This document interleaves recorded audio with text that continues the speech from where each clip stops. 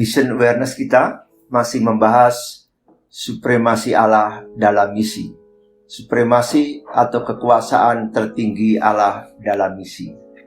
Pada mission awareness yang lalu, kita membahas supremasi Allah dalam misi melalui ibadah. Dan kali ini kita akan bersama-sama belajar tentang supremasi Allah dalam misi melalui doa.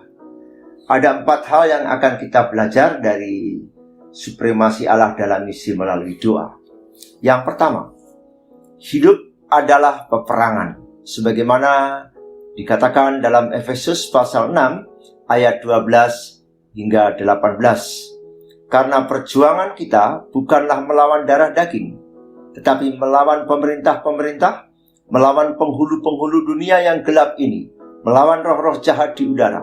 Sebab itu ambillah seluruh perlengkapan senjata Allah, supaya kamu dapat mengadakan perlawanan pada hari yang jahat itu dan tetap berdiri sesudah kamu menyelesaikan segala sesuatu. Pada ayat yang terakhir dikatakan, berdoalah setiap waktu di dalam roh dan berjaga-jagalah dalam doamu, itu dengan permohonan yang tak putus-putusnya untuk segala orang kudus. Hidup adalah peperangan. Jadi setiap orang Kristen, siap atau tidak siap, menghadapi peperangan melawan penghulu-penghulu di udara, roh-roh jahat di udara. Yang kedua, supremasi Allah dalam misi melalui doa. Kita bicara tentang pekerjaan misi diberikan sebagai ladang bagi doa. Yohanes 15 ayat 16. Demikian dikatakan, bukan kamu yang memilih aku, tetapi akulah yang memilih kamu, dan aku telah menetapkan kamu supaya kamu pergi dan menghasilkan buah, dan buahmu itu tetap, supaya apa yang kamu minta kepada Bapa dalam namaku diberikannya kepadamu. Dan yang ketiga, misi adalah pekerjaan Allah. Saudara-saudara, dikatakan dalam Yohanes 10 ayat 16, ada lagi padaku domba-domba lain yang bukan dari kandang ini. Domba-domba itu harus kutuntun juga, dan mereka akan mendengarkan suaraku. Demikian Lukas berulang-ulang mencatat inisiatif Allah dalam pelayanan dan pertumbuhan misi gereja. Sebagaimana Kisah Rasul pasal 11 ayat 18, ketika mereka mendengar hal itu, mereka menjadi tenang, lalu ia memuliakan Allah. Katanya, jadi kepada bangsa-bangsa lain juga Allah mengaruniakan pertobatan yang memimpin kepada hidup. Kisah Rasul 16 ayat 14, seorang dari perempuan-perempuan itu yang bernama Lydia turut mendengarkan. Ia seorang penjual kain ungu dari kota Tiatira yang beribadah kepada Allah. Tuhan membuka hatinya sehingga ia memperhatikan apa yang dikatakan oleh Paulus.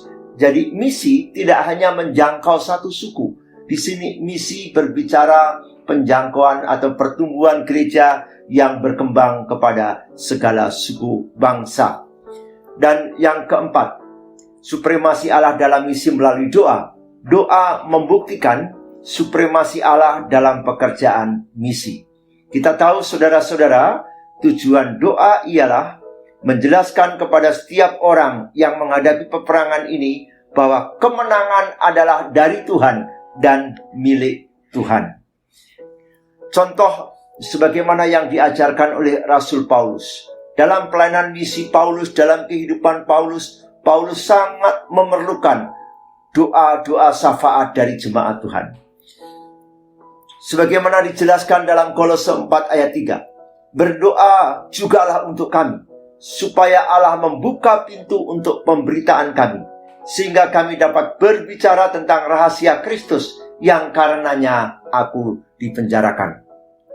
Paulus meminta jemaat harus berdoa secara khusus bagi para pelayan Tuhan yang melayani mereka, dan selalu mengingat mereka dalam hati saat menghampiri takhta kasih karunia. Seolah-olah Rasul Paulus berkata, jangan lupakan kami yang di pelayanan garis depan. Jangan lupakan kami hamba-hamba Tuhan. Saat kalian sedang berdoa bagi diri kalian, berdoalah untuk kami. Karena apa? Peperangan kami adalah melawan kuasa-kuasa kegelapan, melawan roh-roh jahat di udara. Perlu ditopang oleh jemaat dalam doa. Sebagaimana Efesus pasal 6 ayat 19 dan 20. Juga untuk aku, kata Paulus, juga untuk aku supaya kepadaku, jika aku membuka mulutku, dikaruniakan perkataan yang benar. Dengan keberanian aku memberitakan rahasia Injil yang kulayani sebagai utusan yang dipenjarakan. Berdoalah supaya dengan keberanian aku menyatakannya sebagaimana seharusnya aku berbicara. Saudara-saudara, ada 3 hal yang Paulus ingin jemaat doakan terkait dengan pekerjaan misi atau pekerjaan pelayanan. Apa yang diminta Paulus supaya pelayanan misi tetap maju? Yang pertama, yaitu agar Tuhan membuka pintu untuk pemberitaan. Sebagaimana dijelaskan dalam 1 Korintus 16 ayat 9. Supaya Allah membuka pintu untuk pemberitaan kami, yaitu memberi kami kesempatan untuk memberitakan Injil.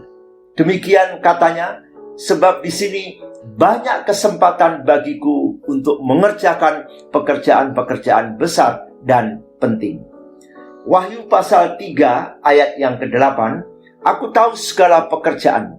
Lihatlah, aku telah membuka pintu bagimu yang tidak dapat ditutup oleh seorang pun. Aku tahu bahwa kekuatanmu tidak seberapa, namun engkau menuruti firmanku dan engkau tidak menyangkal aku.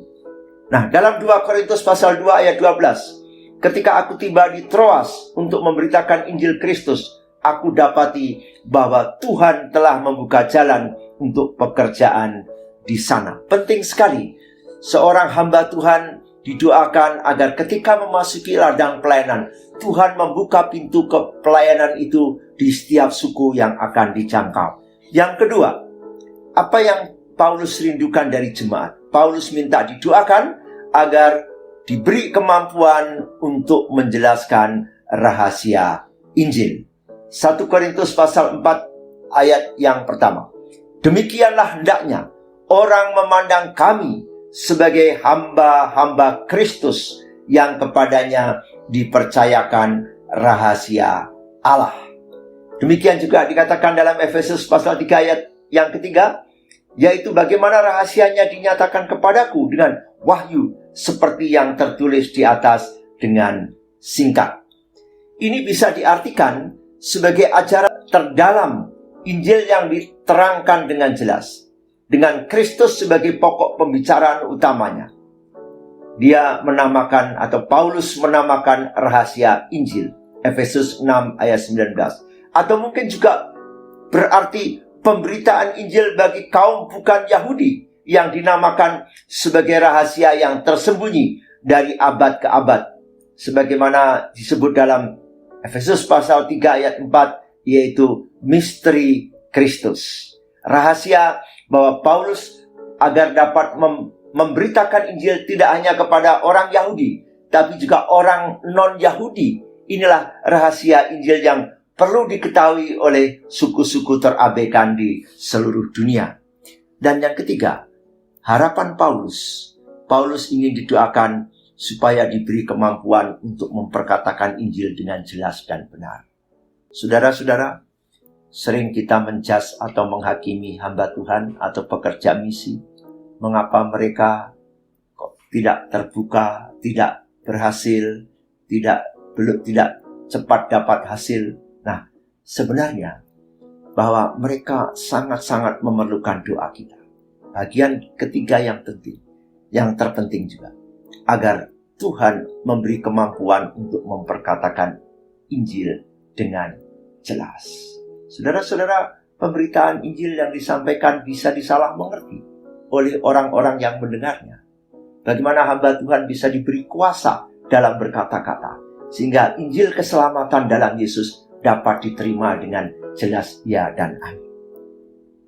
Yang terakhir yang kita akan pelajari, doa ialah untuk kemuliaan Bapa. Dan apa juga yang kamu minta dalam namaku, aku akan melakukannya, supaya Bapa dipermuliakan di dalam Anak. Yohanes 14 ayat 3. Doa adalah kuasa yang menggerakkan senjata firman Allah, dan firman Allah adalah senjata yang menuntun bangsa-bangsa menuju iman dan ketaatan. Jika kita menghendaki agar Kristus dimuliakan dalam misi gereja, Yesus harus diberitakan dan dikenal. Ini hanya dapat terjadi melalui pemberitaan firman Allah kepada segala bangsa, dan doa membuat pemberitaan itu mengalami kuasa. Dan doa juga menyalurkan kuasa Injil. Peperangan akan dimenangkan oleh Allah. Ia akan menang dalam peperangan itu melalui Injil Yesus Kristus.